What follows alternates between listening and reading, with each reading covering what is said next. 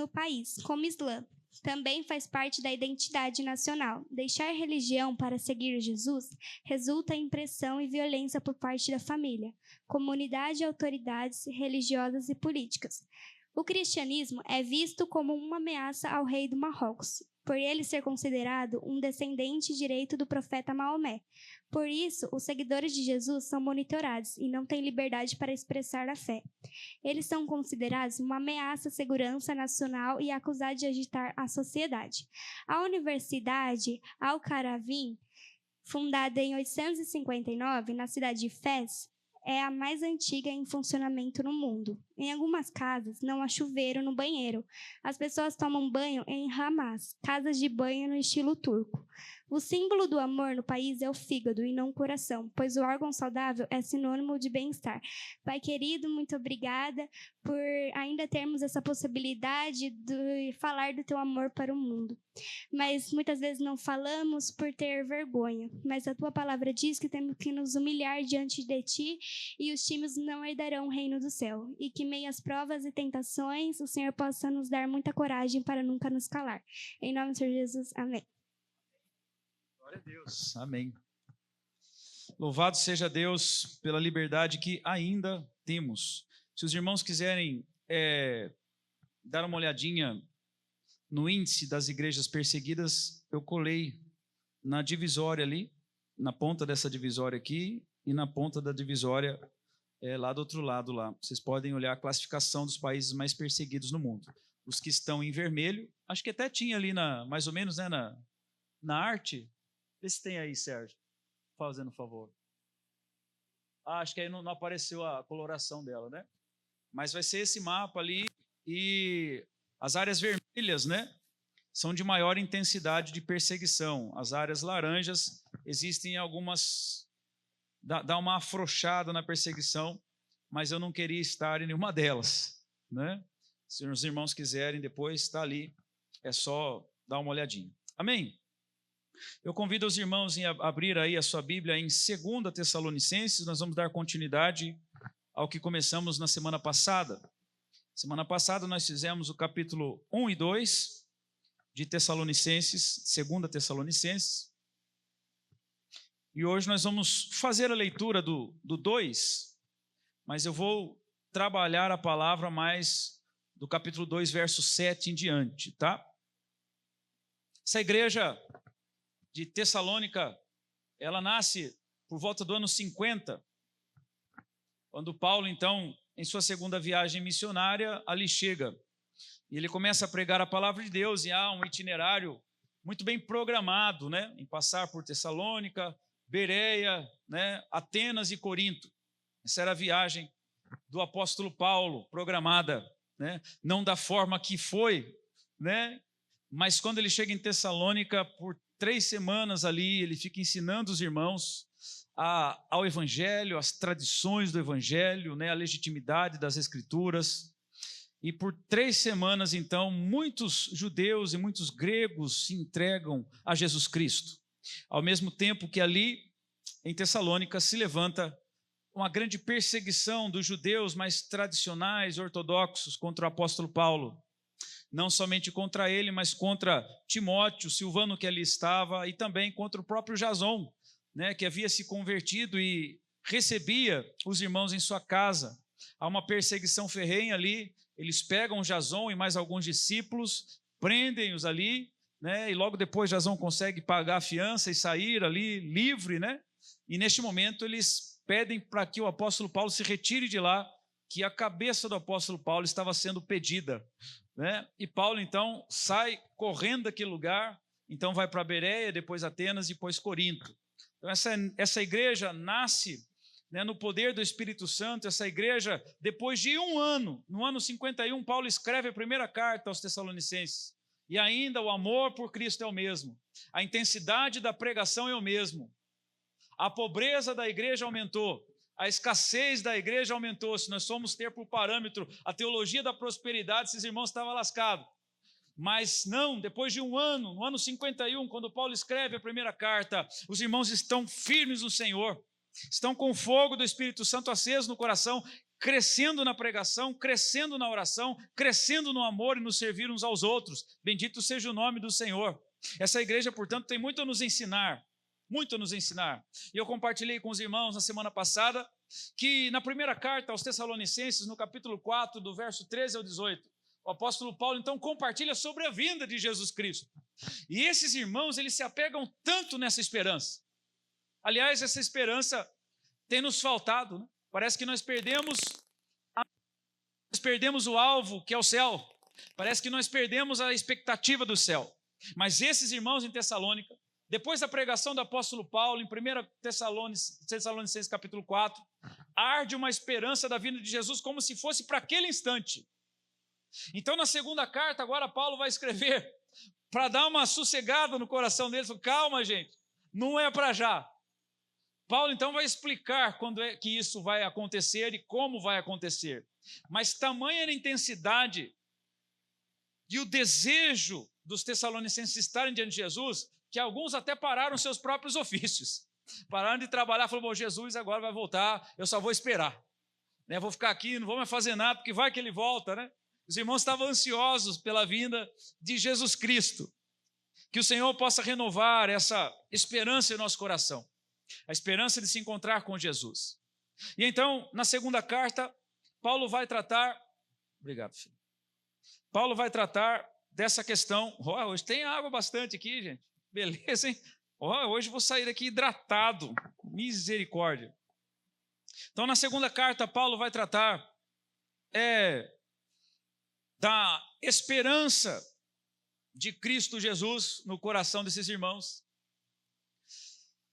abrindo os olhos dos irmãos quando isso iria acontecer, não sobre o dia, nem sobre a hora, mas sim o que aconteceria, que seriam sinais fortes da vinda de Jesus. E logo depois ele vai trazer uma pequena exortação, dizendo aos irmãos, volta para trabalhar, gente. Volta a trabalhar, com a mesma esperança, com a mesma intensidade de oração, pregação, mas volta a trabalhar, tá? Que não vai ser agora, não, tá? Então, dentro dessa perspectiva, essa segunda carta é escrita no final do ano 51 para o início do ano 52, quando Paulo escreve a segunda carta. Note, irmãos, que a intensidade do coração de Paulo acerca da pregação, que não parava apenas na pregação e no evangelismo de Paulo, mas continuava no discipulado, ensinando a igreja os caminhos do Senhor. E se não face a face, então por cartas, né? Hoje seria por WhatsApp, né? Eu faço muito isso.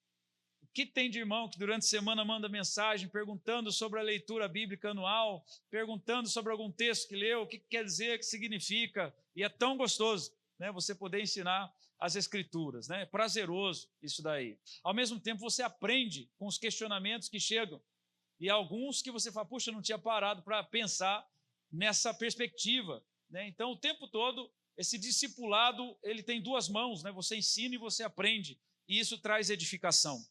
Paulo amava o discipulado, amava ensinar, e ao mesmo tempo ele aguardava das igrejas para que sobre ele, através das igrejas, fosse também comunicado ao seu coração algum dom.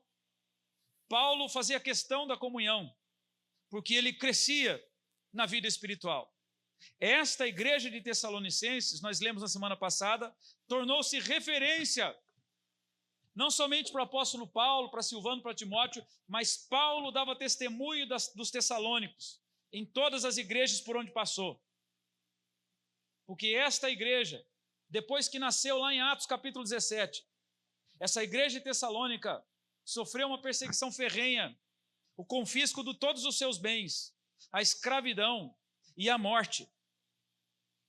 Mas mesmo assim, o diagnóstico que chegava para Paulo por intermédio de Timóteo era que esta igreja crescia no amor, crescia na pregação, crescia na oração, crescia na comunhão. Bendito seja o nome do Senhor.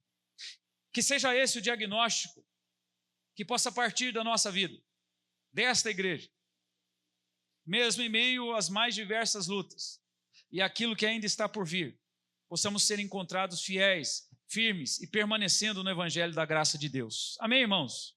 Vamos fazer a leitura do capítulo 2. Irmãos, no que diz respeito à vinda de nosso Senhor Jesus Cristo e a nossa reunião com Ele, nós vos exortamos. Então, qual é o assunto aqui, irmãos? A vinda de Jesus. Diga, a vinda de Jesus. Esse é o assunto aqui, tá? Aqui não vos demovais ou não se mova da vossa mente com facilidade, nem vos perturbeis, quer por epístola, como se procedesse de nós. Note então, irmãos, que esta igreja, em 1 ano de vida, 2 anos de vida, ela já começa a receber falsos escritos, falsas epístolas, não são provenientes dos apóstolos, epístolas que chegam como engano. A igreja, que está cheia do Espírito Santo, sempre será alvo das investidas de Satanás. E aí o texto continua, quer por palavra, quer por epístola, como proceder de nós, supondo tenha chegado o dia do Senhor. Então aqui ele já dá uma apaziguada. Calma, irmão. Eu sei que vocês desejam estar com Cristo, quanto mais o apóstolo Paulo diz isso, né? Às vezes eu quero ir logo para a glória, né? Mas também eu quero ficar com os irmãos, né? Paulo tinha essa dificuldade, essa luta em si mesmo. Versículo 3. Ninguém de nenhum modo vos engane, porque isto não acontecerá. Isto o quê? A segunda vinda de Jesus. Ela não acontecerá, palavras do apóstolo Paulo, sem que primeiro. Então tem algumas condições antes da segunda vinda de Jesus. Então a primeira coisa que nós falamos na semana passada é sobre a apostasia. Apostasia. No capítulo 1, verso 8, irmãos, nós vimos lá que o castigo, o juízo de Deus se dará sobre 2 tipos ou 2 classes de pessoas. A primeira classe é os que não conheceram o Evangelho, serão condenados eternamente. A segunda classe é os que não obedeceram o Evangelho. Tiveram o contato com o Evangelho, ouviram a palavra de Deus, como diz Hebreus capítulo 6, capítulo 10, que provaram do Espírito, o Espírito Santo, mas se desviaram dos caminhos do Senhor. Sobre esses virá o juízo do Senhor e a ira do Senhor. A apostasia é o desvio da fé e a perversão da mesma. É o desvio da fé e colocar-se contrário à fé que professou. Isso é a apostasia. E nós temos visto muito isso nos dias de hoje. Muito isso. Então o texto continua. O outro sinal é que o homem da iniquidade será revelado, ou seja, o anticristo. Então esses 2 sinais deixam-nos claro que Jesus não volta sem que isso aconteça. Palavras do apóstolo Paulo, o texto é muito claro. Muito claro. Logo, não há nada secreto para acontecer. O que as Escrituras nos dizem é que todo olho verá, todo joelho se dobrará, toda língua confessará que Jesus Cristo é o Senhor. Não há um rapto secreto, como muito nós ouvimos, dentro de uma ideia recente do que se entende por pré-tribulacionismo. Aqui é muito claro que a igreja viverá no momento de grande agonia e apostasia. E viverá e baterá de frente com o próprio anticristo. Depois o Senhor virá. Isso é muito claro, irmãos. Quando Paulo diz o soar da última trombeta, lá no capítulo 4, verso 13 a 18 de 1 Tessalonicenses, é a 7ª trombeta do Apocalipse. As trombetas já têm soado, irmãos. Os desastres já têm sido terríveis. Os selos, as trombetas já estão acontecendo na terra. A apostasia nunca foi tão forte quanto os dias de hoje. E por tão pouco se torna um apóstata. Eu falava com os irmãos aqui que pelo menos lá no 1º século, a igreja do 1º século até o ano 300 depois de Cristo tinha um certo fundamento, até mesmo para ser herege. Porque se pensava, e era tudo muito novo, os escritos do Evangelho, as cartas paulinas, estavam ainda em apuração e acuração sobre a legitimidade das Escrituras, formando o cânon do Novo Testamento. Então é claro que viriam então pensamentos sobre Jesus, sobre Deus, sobre Trindade, enfim. Mas hoje, nem isso se dá. A pessoa não tem nem base para a heresia. Ela nem reflete sobre as Escrituras para chegar então num senso comum de se tornar um herege. Ela não tem nem conhecimento das Escrituras. Por outro lado, isso é preocupante, porque é fato de que talvez tem se produzido poucas conversões reais e muitas conversões emocionais. Conversão não é uma transformação emocional, mas é a transformação da vida. Quando se abandona o velho homem e se vive segundo Cristo. Hoje se procura, como diz Dietrich Bonhoeffer, se procura a igreja ideal, mas não a igreja real. A igreja ideal é aquilo que eu quero para mim, como igreja. E não aquilo que as Escrituras me mostram sobre ser igreja e viver igreja. Há uma superficialidade hoje no cristianismo. Há muita emoção envolvida e pouca razão envolvida. Há muitas lágrimas e pouco abandono do pecado e atitude de arrependimento. E nós temos então um certo volume de apóstatas crescendo no mundo. Pastores que um dia foram referência de ensino das Escrituras, hoje querem atualizar a Bíblia. E trazem mensagens toscas e tolas, sem fundamento, sem contexto, formando uma geração apóstata, pervertida nas Escrituras. Sobre estes é fato virá o juízo. É muito claro. Os que não conhecem e os que não obedecem o Evangelho. Então nós podemos questionar a nossa vida, não por não conhecermos o Evangelho, mas temos que questionar a nossa vida sobre o quanto obedecemos o Evangelho de Jesus. Porque isso também será critério para a absolvição ou para a condenação. Segundo o próprio texto, no capítulo 1, verso 8. Precisamos estar atentos, irmãos, com a nossa vida cristã, porque este é o tempo da revelação da apostasia. Já estamos no primeiro estágio, no que concerne a segunda vinda de Jesus. Já estamos vendo os tempos. E agora note, irmãos, que um outro fator é a revelação do homem da iniquidade, do anticristo. Note, irmãos, que a revelação do anticristo, segundo o texto aqui, ela não se dará com o anticristo se assentando no coração do ímpio, porque já é dele. Mas o texto diz que este homem da iniquidade, no verso 4, se assentará no santuário de Deus. No santuário de Deus.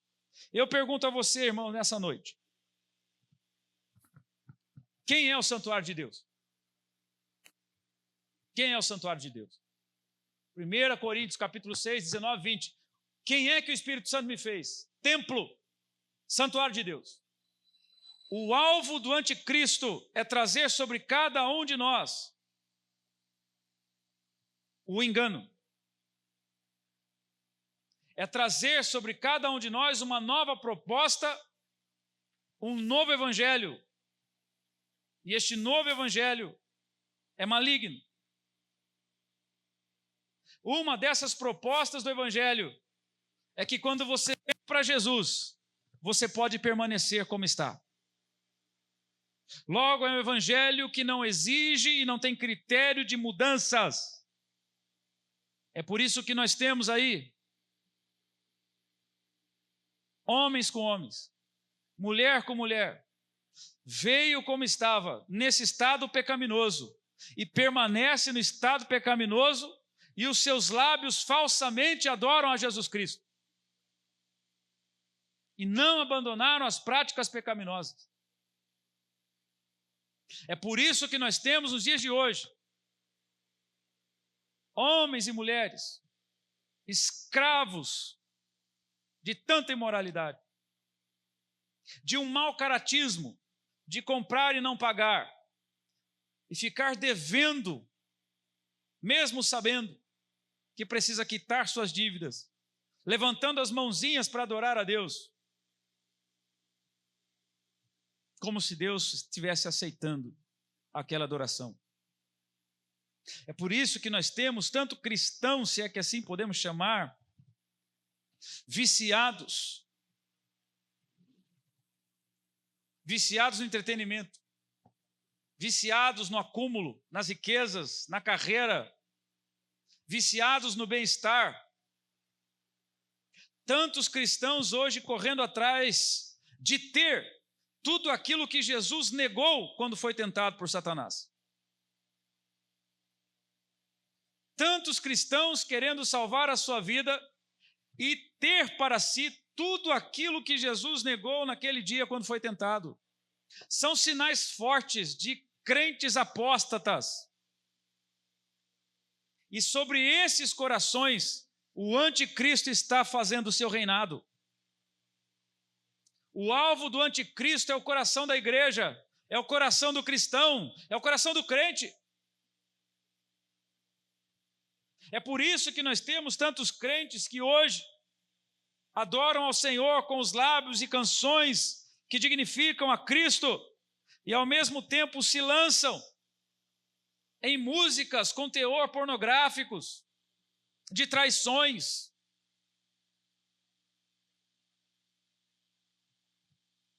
Que mantêm sua vida nos seus próprios vícios, da bebida, do cigarro, sem lutar coisa alguma contra eles. É por isso que nós temos cristãos que não querem esmurrar a própria carne, porque o trono de Satanás está sendo levantado nesses corações. É por isso que nós temos a omissão dos crentes na pregação, na oração, na comunhão, no conhecimento das Escrituras. É porque o trono de Satanás está se levantando e tomando lugar nesses corações. É por isso que hoje boa parte da igreja omite-se em sua vida espiritual. É porque o trono de Satanás está sendo levantado nesses corações. É por isso que não se prega no trabalho, que não se prega em casa, que não se prega nas ruas. É porque o trono de Satanás está sendo levantado nesses corações. É por isso que a nossa voz se cala, intimidados pelo medo. É porque o trono de Satanás está se levantando nos corações. O alvo do anticristo é assentar-se no coração, no santuário de Deus. Eu e você, irmãos, fomos comprados por alto preço, pelo sangue de Jesus Cristo. Vigie a sua vida, que a sua vida espiritual ela seja manifestada, onde quer que você esteja. Quando o trono de Satanás começa a tomar lugar no coração de um crente, pouco se ora, pouco se estuda a palavra de Deus, pouco se vive a vida cultual em comunhão. Quando o trono de Satanás está tomando lugar no coração de um crente, irmãos, nós somos capazes hoje de nos importarmos mais com um cão do que com uma pessoa. Quando o trono de Satanás está tomando lugar no coração de um crente, A vida dele é a sua casa e mais ninguém. Quando o trono de Satanás está tomando lugar no coração de um crente, as lágrimas não se derramam mais por pessoas, por salvação de vidas. Quando o trono de Satanás está sendo levantado no coração de um crente, ele entrega o ministério, ele se afasta da comunhão, ele perde o prazer de adorar a Deus, de levantar as mãos, de expressar em oração e canções ao Deus vivo. Sinais de que o trono de Satanás está sendo levantado no santuário do coração. Vigie a sua vida, meu irmão e minha irmã. Jovens aqui, cuidado com o que você permite e com o que você omite acerca das Escrituras. Jovens aqui, adolescentes, voltem a clamar a Deus. Não pense que por ser novo será poupado de qualquer juízo. A partir da sua idade de consciência das Escrituras e de ter ouvido as Escrituras, dedique-se ao Deus das Escrituras. Que os seus olhos estejam mais nas Escrituras do que em seu celular. Jovens e adolescentes aqui. Que seus olhos estejam mais nas Escrituras do que em qualquer outro entretenimento que possa existir. Porque Jesus está voltando. E o juízo é para todos. Os que conhecem e os que não conhecem e os que desobedecem o Evangelho de Jesus. Questione hoje o seu coração para ver se o trono de Cristo está intacto aí. E se o fervor é o mesmo. E se a intensidade é o mesmo. E se o amor por Jesus é o mesmo. Louve a Deus se a sua boca não se calou em falar do amor de Jesus. Se a meditação nas Escrituras ainda continua fervorosa. Se o prazer cultual na sua vida explode o coração de alegria quando se vem à casa do Senhor. Olhe hoje para você. Quem é você? Qual é o trono que está se levantando no seu coração? Cuidado com as marcas aqui, irmãos. A apostasia e o reinado que se levanta no santuário. Então o texto continua. O filho da perdição, versículo 4, o qual se opõe e se levanta contra tudo que se chama Deus ou é objeto de culto, a ponto de assentar-se no santuário de Deus, ostentando-se como se fosse o próprio Deus. Em Mateus 24, verso 15, se não me engano, Jesus fala para nos lembrarmos dos dizeres de Daniel, referindo-se a Daniel, capítulo 11, verso 36. Quando então Daniel cita sobre o iníquo e sobre um castigo que viria, ainda maior, sobre o povo de Israel. Israel passa por 4 cativeiros importantes. O cativeiro da Babilônia, o cativeiro de Alexandre, o cativeiro grego, o cativeiro da Síria e o cativeiro de Antíoco II, Etíoco Epifânio, que no período interbíblico, no livro de Macabeus, narra essa história. Antíoco foi o carrasco, o pior carrasco do que todos os demais imperadores. Foi pior do que Nabucodonosor, do que Dario, do que Alexandre, do que Ciro. Antíoco não aceitava que o povo judeu adorasse o seu Deus. Antíoco queria adoração só para si. Os demais compartilhavam a adoração. Mas Antíoco não. Antíoco fez atrocidades no templo, pendurando as entranhas dos porcos lá dentro, um lugar tão sagrado para o judeu. Então Jesus, no Sermão do Monte, no Sermão das Últimas Coisas, Jesus manda olharmos e lembrarmos do que Daniel havia falado, que é olhar para a história lá atrás, no período interbíblico, e ver como foi, o que aconteceu e o perfil daquele Antíoco Epifânio. Assim será aquele que vem como anticristo. Não permitirá nenhuma adoração ou nenhuma religião que não seja para ele. Assim ele se levantará. E as atrocidades serão terríveis. E o texto diz aqui, versículo 5, não vos recordais de que ainda convosco eu costumava dizer-vos estas coisas, se referindo lá a Atos 17, quando Paulo esteve lá pregando o evangelho pela primeira vez. E agora sabeis que o que detém a manifestação do anticristo é o poder do Espírito Santo. É o poder de Jesus Cristo.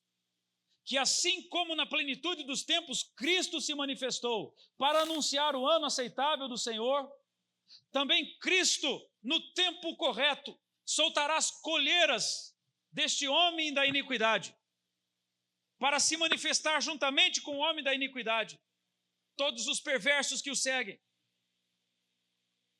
inclusive os que desobedecem o Evangelho, para serem todos condenados eternamente no inferno. E o texto continua dizendo, versículo 7 agora, com efeito, o mistério da iniquidade já opera no tempo de Tessalônica, já opera lá no ano 51 e 52, quando Paulo está escrevendo isso aos Tessalonicenses.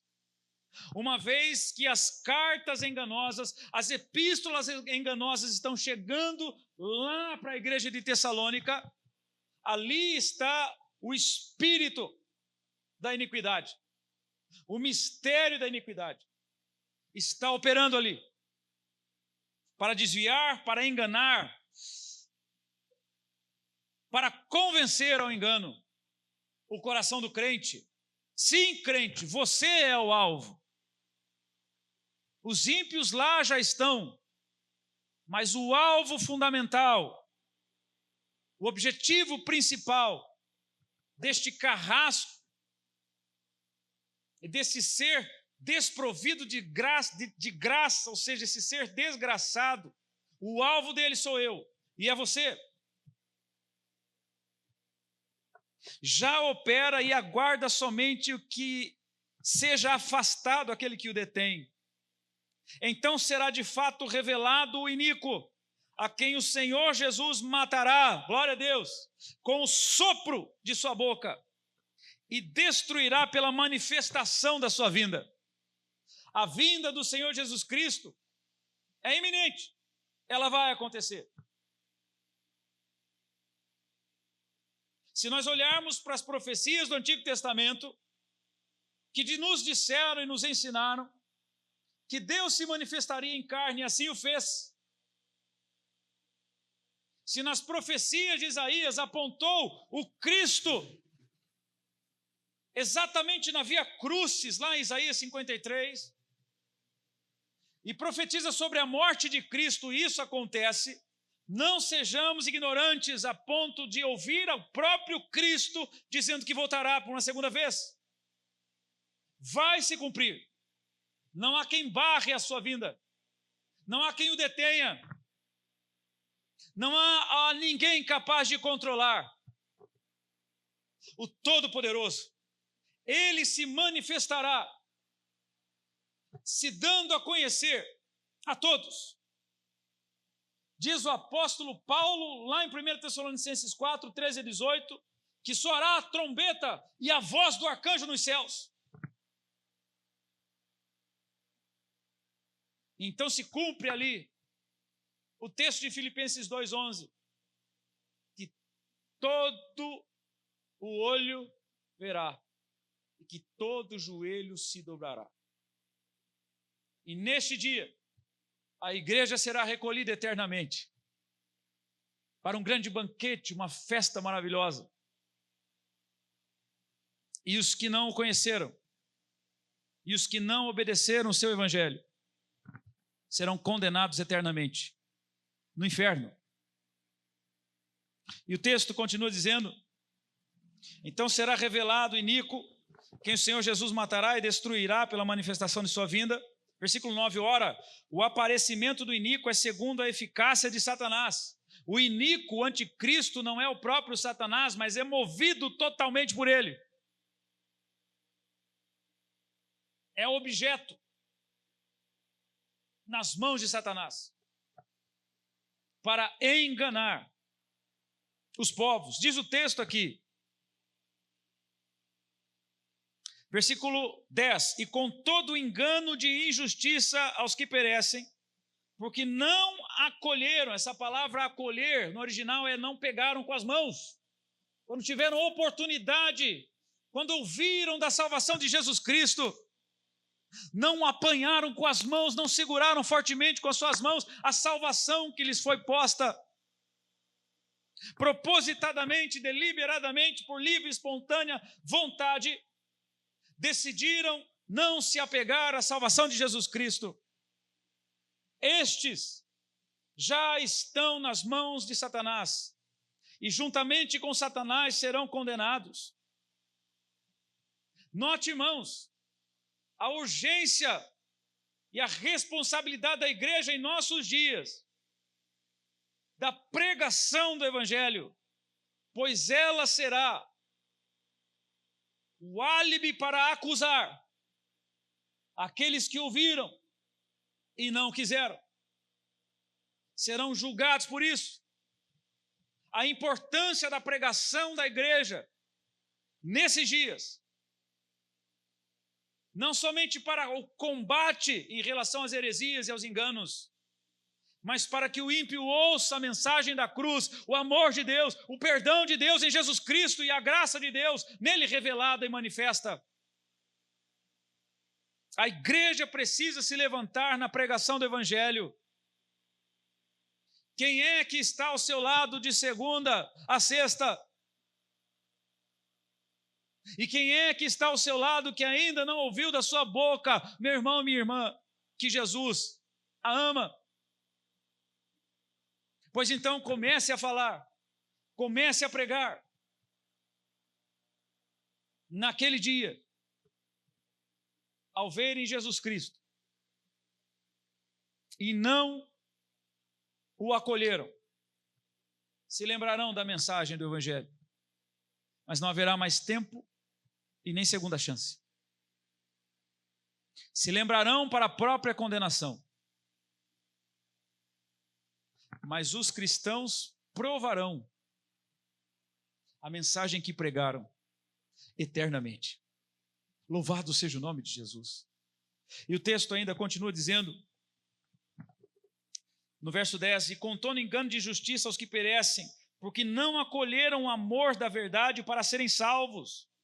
É por este motivo, por não acolherem, pois que Deus lhes manda a operação do erro. Quanto mais se resiste ao Evangelho, mais Deus entrega então ao erro. Lembram-se de Faraó? Deus endurecia o seu coração, porque estava indisponível a obedecer, porque resistia em obedecer, porque estava mais centrado em si mesmo,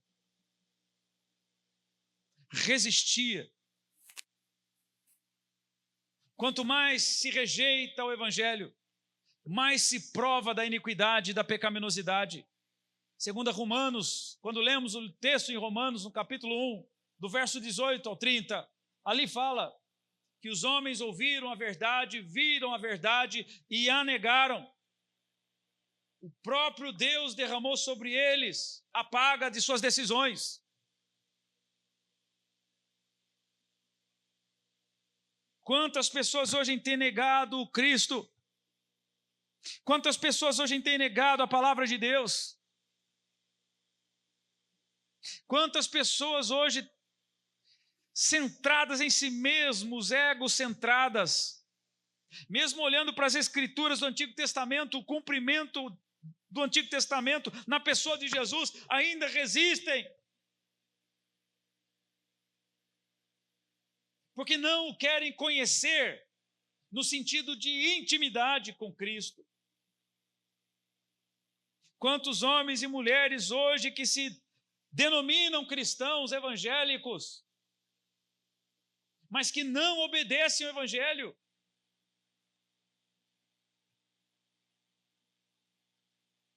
E que Cristo não é o centro da vida, como nós cantamos aqui. É por esta razão que Deus manda sobre eles a operação do erro.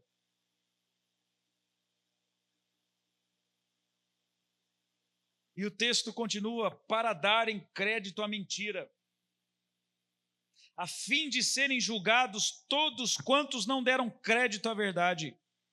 Antes, pelo contrário, deleitaram-se com a injustiça. Quando nós pensamos hoje em injustiça, logo nos vem o cenário político dos nossos dias, não é mesmo? Quando nós pensamos hoje em justiça, logo nós imaginamos 11 homens, parece nome de filme, 11 homens e um destino, 11 togas e um destino, o destino da condenação eterna. Quando nós olhamos hoje para o cenário brasileiro, o que não falta é injustiça. 11 togas, movidas pela injustiça. Mas sabe qual é a pior injustiça? É aquela que um crente comete, quando ele vive e convive com o perdido e lhe nega a justiça, que é a pregação do Evangelho. Porque o fim da lei é Cristo, a justiça de todo o que crê. É muito fácil apontar para estes homens que aplicam a injustiça no país. Mas vamos olhar também para a nossa própria vida. Quando cometemos a terrível injustiça de negligenciar a pregação do Evangelho da graça de Deus aos que perecem. Uma vez eu preguei aqui para os irmãos sobre a salvação, ou melhor, sobre a pregação e o respeito. Surgiu uma época aí, um boato, né? E tem gente que tem que respeitar. Tem que respeitar? O que é respeito, meu irmão? Eu e você, nós respeitamos tanto uma vida, que nós vamos pregar o Evangelho para ela, até que eu e você morramos ou ela morra. Isso é respeito. O Evangelho respeita tanto a vida, a ponto de dizer a ela que a vida é um valor maior do que o mundo inteiro. O Evangelho respeita tanto o indivíduo para dizer para ele que seu caminhar sem Cristo o condenará. Por isso foi estendido uma oportunidade em Cristo de salvação. Isso é respeito. Como eu posso negligenciar isso para aqueles que estão ao meu lado? Injustiça e desrespeito é a omissão da igreja no sentido da pregação do Evangelho. Isso é desrespeito, isto é injustiça. Se Deus castigará toda a injustiça, será também castigada a injustiça da omissão. Irmãos, vamos olhar para o Evangelho como ele é. Vamos olhar para o destino eterno e o que diz respeito ao destino eterno, aos critérios que nos é imposto sobre a segunda vinda de Jesus. Se os critérios mundanos a serem observados é a apostasia e o anticristo, os critérios para a igreja é santidade de vida. Os critérios para a igreja é a obediência ao Evangelho. Nós estamos enquadrados nesses critérios, conscientes de que fomos resgatados pelo amor, pela compaixão, pela misericórdia de Deus, e nos foi dado uma ordem, que é a pregação. É fato que o juízo de Deus virá, é fato a segunda vinda de Jesus, quer você queira ou não. Naquele dia que ele se manifestar, naquele dia em que as trombetas soarem, a voz do arcanjo ressoar, quer você queira ou não, o juízo será posto. O machado encontrará a raiz, será posto a raiz. E daquele dia em diante, os que creram desfrutarão de Jesus eternamente. Os que não creram e não obedeceram sofrerão eternamente. E nessa filosofia de um amor banal que se prega hoje, que também faz parte da estratégia do anticristo, de um amor que vale tudo, de um amor que aceita tudo, de um amor que se mistura com paixão.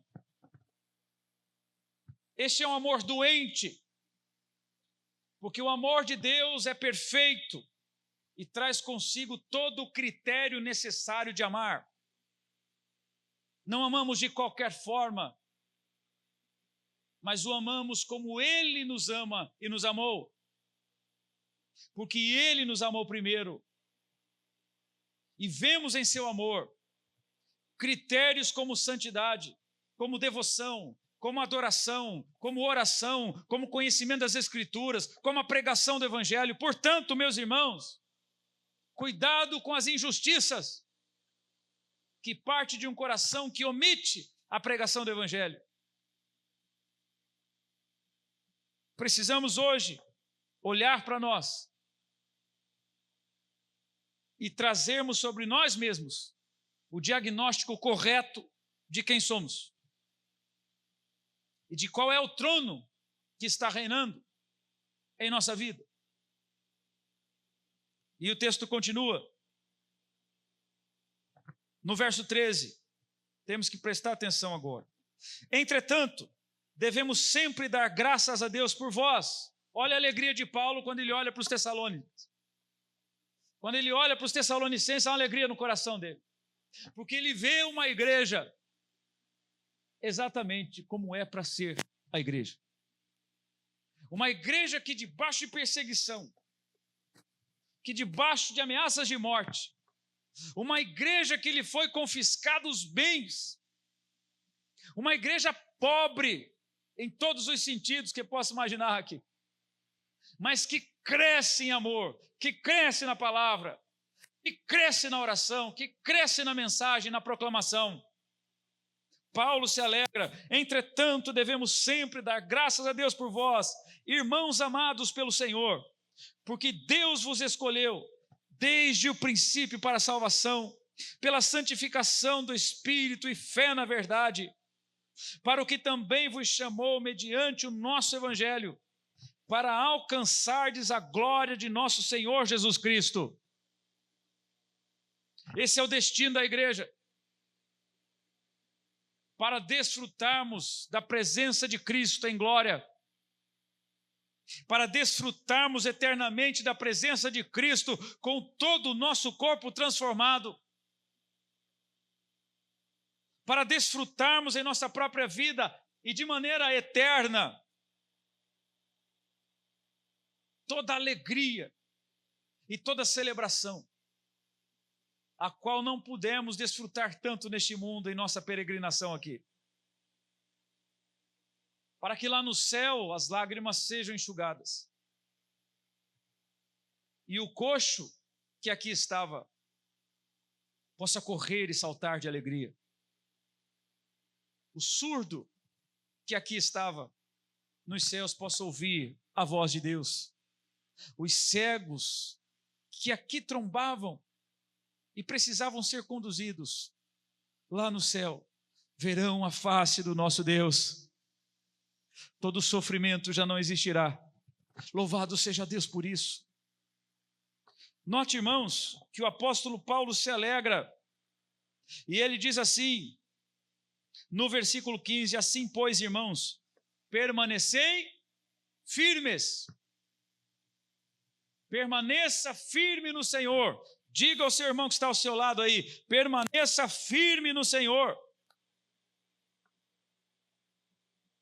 Diz o texto aqui, permanecei firmes e guardai as tradições que vos foram ensinadas, seja por palavra, seja por epístola. Aqui é um argumento católico muito falho. A Igreja Católica olha para este pequeno trecho e diz assim: a Bíblia não é a palavra de Deus, ela contém. Porque o apóstolo Paulo está dizendo que não é somente por epístola, mas é por palavra. Desconhecendo o contexto, não é possível. Por que que Paulo diz aqui, ensinadas, seja por palavra? Quem é que fez nascer essa igreja, irmãos? Lá em Atos 17, o apóstolo Paulo. Quanto tempo ele ficou lá? 3 semanas, ensinando, falando. Mas também agora, escrevendo, para a edificação dos irmãos. Logo, toda a Bíblia é a palavra de Deus. E somos estabelecidos não na doutrina petrina, mas na doutrina dos apóstolos. Não na sucessão petrina, que isso é heresia, mas sim na doutrina dos apóstolos. Segundo o texto de Atos 2,42 que nós temos em nossos banners aí. Na doutrina dos apóstolos, ali está estabelecida a igreja. Portanto, é nesta doutrina que nós temos que perseverar, conhecê-la como ninguém, a ponto de, eu não paro muito em casa, mas se o TJ bater no seu portão, vá até ele, já vá com a Bíblia, evangelize-os. TJ você sabe o que é, né? Se eles baterem lá, mesmo que na hora do almoço, diminui o fogo da panela e acende o fogo no coração. Vá até lá.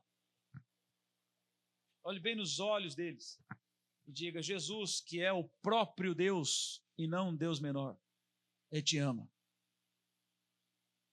Ele quer salvar a sua vida. Arrependa-se, pois. As pessoas precisam ouvir de Cristo. Mas a igreja precisa perseverar na ensino, na doutrina e no conhecimento da doutrina. É um absurdo. A gente às vezes olha para o estado da educação estadual, não é? Aí você pega um texto e você dá nas mãos de um aluno do 3º ano, do 1º ano, do 9º ano. Ele parece que ele não está lendo, parece que ele está solfejando.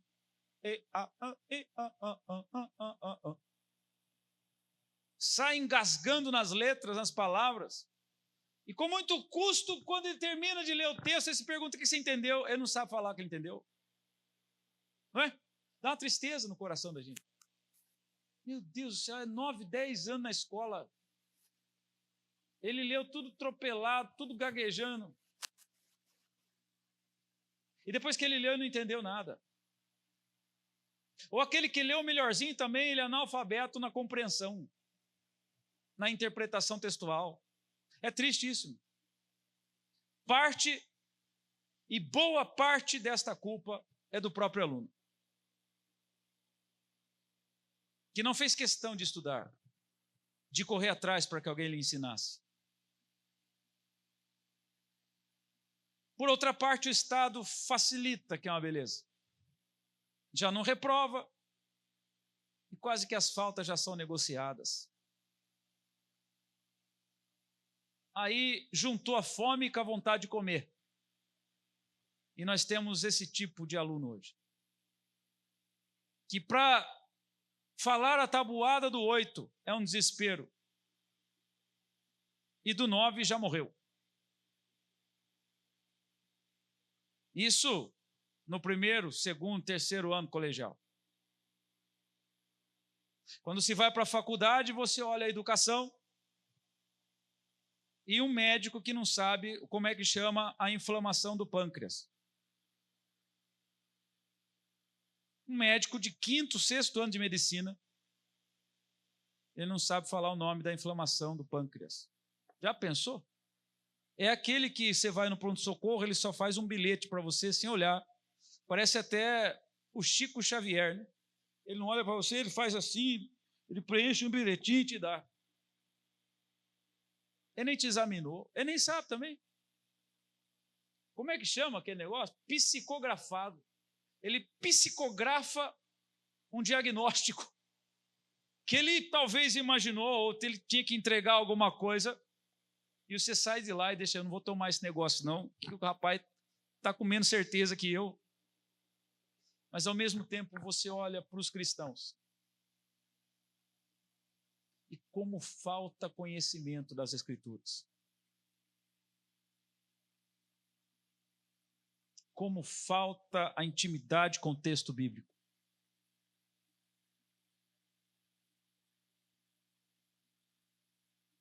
E quando tem, se omite, jogando a culpa em sua personalidade. Ah, eu sou tímido. Mas a nossa irmã Jaqueline hoje citou um texto do Apocalipse, aqui, profundo. Tá? Não são hoje, hein? Que os tímidos não herdarão o reino dos céus. Logo, não é a minha personalidade nem a sua, mas é Cristo em nós. Não é mais a minha vida e quem eu sou, mas é a vida dele, quem ele é, em mim. Porque já não sou eu mais quem vivo, mas é Cristo que vive em mim. Note que não há desculpas, irmãos, mas que é triste e vergonhoso quando um cristão não é um aluno aplicado e versado nas Escrituras. Se Jesus é nosso maior modelo e influência, com 12 anos, ele já debatia com os mestres da lei no templo sobre as Escrituras. E Samuel, na tenra idade, já vivia no templo, a ponto de ouvir a voz de Deus e se entregar totalmente a Ele. Como pode um cristão não conhecer o seu Deus? Ah, eu amo Jesus. Ai, Jesus para mim é maravilhoso, é lindo. Irmãos. Ele é lindo, ele é maravilhoso, mas como você o conhece? Da onde você o conhece? O que ele diz sobre si mesmo? O que ele diz sobre a igreja? O que ele diz sobre o cristão? O que ele diz sobre o ímpio? O que dizem os profetas sobre Cristo? O que dizem as cartas gerais ou as cartas paulinas? O que é no Apocalipse literal ou o que é simbólico? E depois de 10, 15, 30 anos, 5 anos de cristão, eu não sei. Pois é. Como isso pode acontecer, irmãos? Será que não há temor suficiente e amor suficiente para nós abrirmos as Escrituras e sermos feridos por ela, consolados por ela, animados por ela, exortados por ela? E com um caderno, uma caneta, um dicionário, um marca-texto, e ali orando em espírito de oração, ler as Escrituras. Onde é que foi parar, de repente, o cristianismo que havia em mim? Eu preciso buscá-lo de novo. Eu preciso buscá-lo de novo. Se Paulo olha para esta igreja que não tem nada a ver com a nossa aqui, e nem com a igreja brasileira, mas se esta igreja de Tessalônica, passando o que passava, na escassez que vivia, e no perigo de morte que vivia, crescia no conhecimento, crescia no amor, crescia na pregação, crescia no servir, logo nós chegamos à conclusão que o pior inimigo da igreja brasileira é a liberdade que ela tem. O pior inimigo da igreja brasileira é o conforto que ela tem. O cristão brasileiro não sabe lidar com a liberdade. E por mais que na imaginação fértil do censo do IBGE, dizendo que nós somos milhões, não somos. A igreja que o IBGE vê não é a igreja que Jesus vê.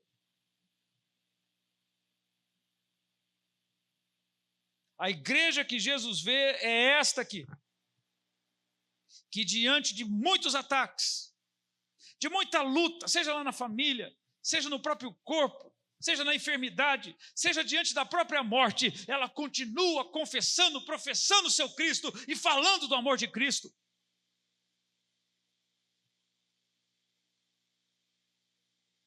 E parece que nessas horas mais sensíveis, onde toda a fraqueza do ser humano é exposta, seja ela fraqueza no corpo, seja ela fraqueza na alma, então você clama a Jesus e neste momento Deus mostra a sua glória e a sua força.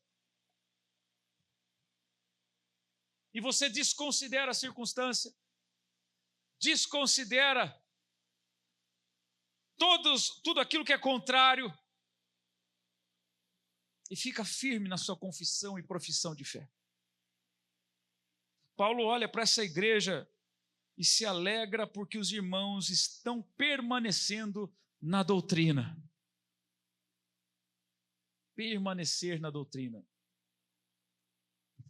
Então ele diz aqui no verso 16, ora, nosso Senhor Jesus Cristo mesmo e Deus, o nosso Pai, que nos amou e nos deu eterna consolação e boa esperança pela graça, console o vosso coração e vos confirme em toda boa obra e boa palavra. Diante disso, Paulo traz à memória que o centro da perseverança que havia nessa igreja era o Senhor Jesus Cristo. E que por ele vinha e viria e continuaria a vir todo o consolo e força para que essa igreja continuasse firme na obra que lhe foi confiada. Irmãos, qual seria a carta que receberíamos hoje do apóstolo Paulo? Se o apóstolo Paulo estivesse aqui, só que no caso aqui ele não está em Tessalônica, estava em Atenas, ele envia Timóteo lá a Tessalônica. Se Timóteo entrasse aqui agora, passasse alguns dias conosco, na sua casa, nessa igreja, qual seria o relatório que ele entregaria sobre o estado da igreja para o apóstolo Paulo? Qual seria o diagnóstico que ele entregaria ao apóstolo Paulo do pastor Daniel, do Christian, do Duque? Qual seria o diagnóstico que Timóteo levaria a Paulo sobre você? Isto porque aqui não é o mesmo contexto do que Tessalonicenses. Isto porque a nossa vida hoje aqui no Brasil e nessa cidade que estamos, ser cristão, cultuar a Deus, ainda é uma prática concedida pelo Estado. Qual seria o diagnóstico que chegaria para Paulo? Se estes irmãos, e talvez seja por isso que a vinda de Cristo os alimentava tanto, talvez seja por isso que a vinda de Cristo, a expectativa da manifestação de Cristo nos céus para buscar a sua igreja era tão viva no coração deles. Porque tamanha era a escassez, a perseguição e os perigos de morte que os cercavam. Do outro lado do mundo, aqui no Ocidente, temos tudo.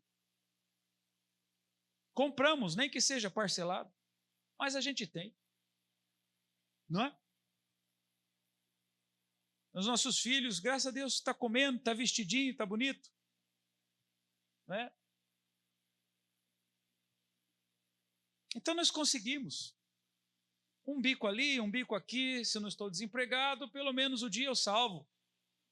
Um marmitex chega na minha mão. Não é? Aqui não. Aqui nós temos o poder de compra, a liberdade de, sendo cristão, poder comprar. Vocês viram o que ela leu sobre o Marrocos? Que tudo lhes é cerceado a partir do momento que você é um cristão? Talvez seja por isso que arde a expectativa no coração deles de que Cristo pode chegar a qualquer momento. Deveria ser essa a expectativa do nosso coração, de que Cristo pode chegar a qualquer momento. E de fato, irmãos, nós estamos muito mais perto do que eles, nesse sentido, de compreender os sinais da segunda vinda de Jesus. Eles não faziam ideia de onde o mundo ia chegar, o nosso mundo. Eles não faziam ideia de até que ponto a mensagem do Evangelho seria pervertida nos lábios de falsos mestres, falsos pastores. Eles não faziam ideia de que a igreja se tornaria em um mercado consumidor, onde há um controle de qualidade, onde tem a cor específica, o som específico, a música idêntica uma à outra, e em todos os lugares, para segurar o rebanho, confortar o rebanho, dar a eles do bom e do melhor, e uma palavra que massageia o ego, para não perdê-los, porque se eu perco o rebanho, eu perco o dinheiro. Então há um estilo mercadológico para ser igreja hoje. E o anticristo se assenta no santuário. Tudo é para o meu bem-estar. Tudo é para que eu esteja bem, prospere. Não é? Não era assim aqui. Então escancara-se a porta para a apostasia. E o anticristo vai se assentando no santuário. Não, irmãos, não convém que seja assim. Que Cristo hoje possa se alegrar com a minha vida e com a sua vida. Quando nos vê ali prostrado diariamente, com o coração quebrantado, por sermos fracos.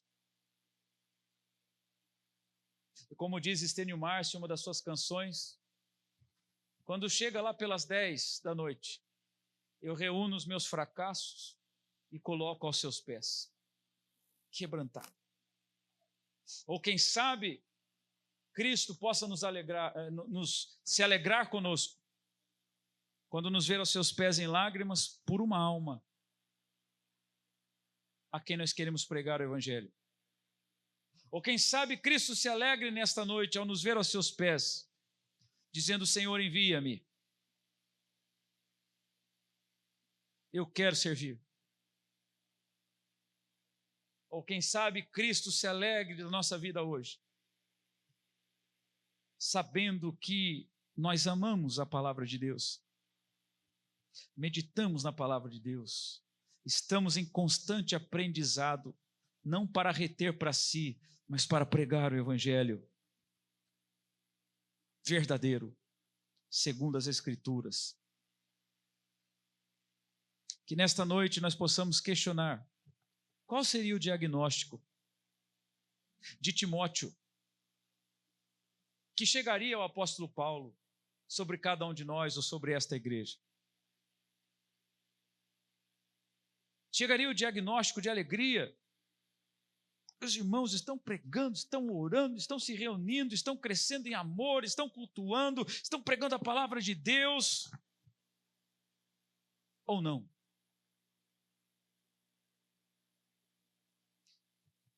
Cuidado com os espaços que você não preenche em seu coração com Cristo. O anticristo está doido para colocar um trono no santuário de Deus. Que possamos vigiar hoje diante de Deus acerca da nossa própria vida, irmãos, porque Jesus vai voltar. E nós estamos muito próximos disso. Muito próximos desse evento único e definitivo na história do mundo. E que o Senhor nos fortaleça.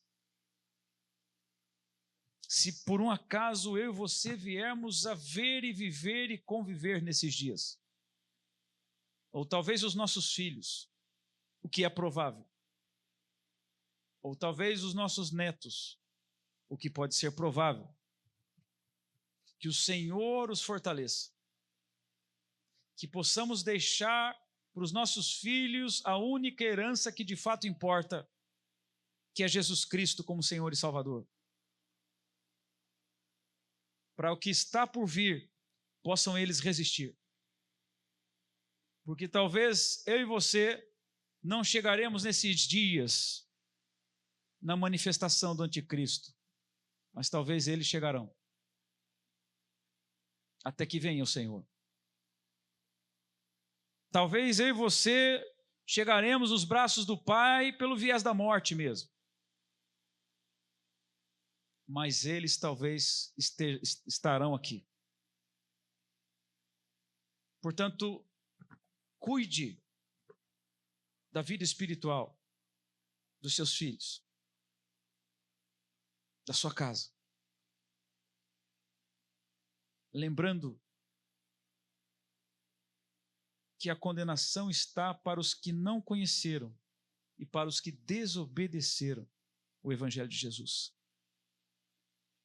Cuidado por se dedicar demais a tantas coisas e esquecer que a minha e sua responsabilidade como pais é entregar os nossos filhos e entregar a eles o Evangelho. Que os nossos filhos nos vejam servir a Jesus, orar a Jesus. Que os nossos filhos nos vejam com as Escrituras abertas, meditando na palavra de Deus. Que eles aprendam não somente pelo que nós falamos para eles fazerem, mas que eles aprendam vendo-nos fazer. Que os nossos filhos aprendam a servir a Jesus olhando para os pais que servem a Jesus, se dedicam a Jesus. Que os nossos filhos aprendam a pregar o Evangelho porque o pai prega o Evangelho, a mãe prega o Evangelho.